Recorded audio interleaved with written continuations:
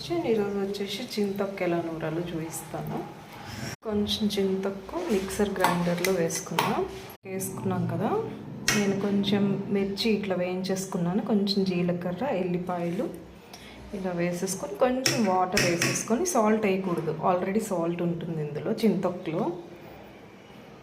ఇప్పుడు గ్రైండ్ చేసుకుందాం. ఇలా అన్నమాట పేస్ట్ అయిపోతుంది.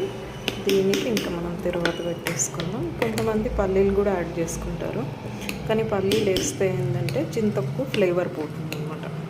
పెట్టేసుకుందాం. కొంచెం మినప్పప్పు, ఆయిల్ వేసేసి ఆవాలు, జీలకర్ర, ఎండుమిర్చి, కరివేపాకు కదా